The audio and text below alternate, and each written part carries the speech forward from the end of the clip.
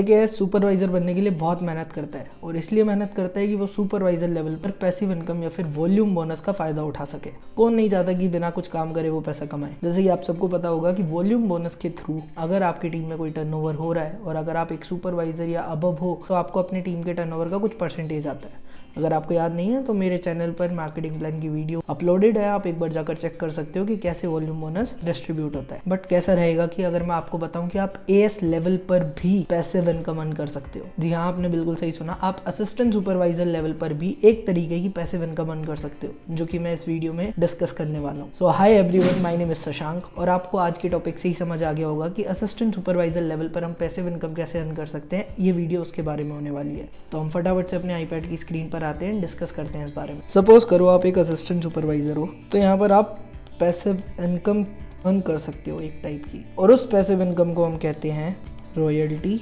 Income.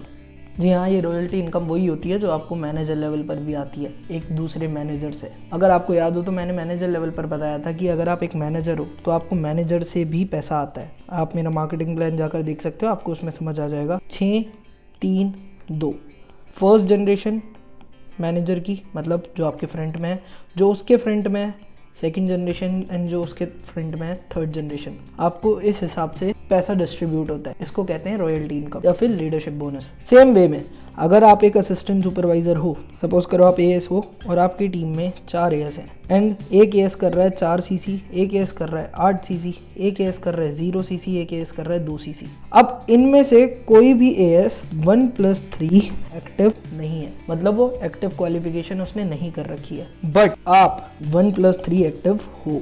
अब देखो, आपको मैंने बताया होगा कि आपको बूस्ट बोनस मिलता है अगर आप 1+ एक्टिव होते हो। तो जहां पर आपको 25% आ रहा होता है उसकी जगह आपको 30% आता है। मतलब आपको लगभग अगर एक एएस से 6500 आ रहा था तो अब आपको 7000 रुपये तक आएगा। बट अब जैसे ये जो एएस थे जिन्होंने इतना टर्नओवर करा, अब इन लोगों ने अगर 1+3 नहीं करी तो इनका जो एडिशनल 5% था वो कहाँ जाएगा? वो जाएगा आपके पास। अगर आप 1+3 एक्टिव हो और आपकी टीम में, जैसे कि मैंने आपको बताया था, 4, 8, 12 और 2 14 सीसी सपोज करो हुई, या जो भी सीसी का टर्नओवर हुआ उसका आपको 5% आ जाएगा। अगर आपकी टीम में कोई इनएक्टिव है तो, अगर आपकी टीम में कोई इनएक्टिव है, 1+3 एक्टिव नहीं है, तो उसका जो एडिशनल 5% है वो आपके पास आएगा। सो मतलब जहां पर सपोज करो ए बंदा था जिसने 4 एएस बनाई, 8 सीसी करी, तो उसे एक एएस से 25% आना है, बट वो 1+3 एक्टिव नहीं है ऑब्वियसली, तो उसे 30% नहीं आएगा, उसे 25% ही आएगा। और जो एडिशनल 5% अगर वो 1+3 करता जो उसे मिलता तो वो आपको मिलेगा। ठीक है, अगर आप 1+3 एक्टिव हो एएस लेवल पर।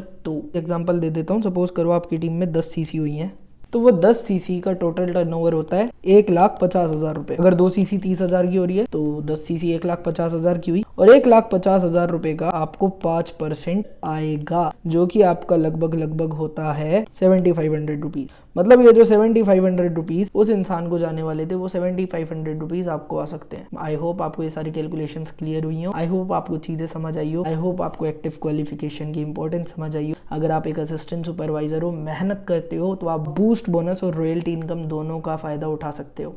तो अगर आपको ये सुनकर अच्छा लगा और वीडियो अच्छी लगी, चीज़ें समझ आई, तो आप कमेंट करो, लाइक करो, एंड मेरे चैनल पर नए आए हो तो सब्सक्राइब करो। मैं और नेटवर्क मार्केटिंग के रिगार्डिंग या फॉरएवर के रिगार्डिंग या मार्केटिंग के रिगार्डिंग बहुत सारी वीडियोस लेकर आने वाला हूँ जो कि आपको बहुत फायदा देंगी। ये मेरा इंस्टाग्राम है, आप चाहो तो उसे फॉलो कर सकते हो। अगली वीडियो में मिलते हैं। All the best.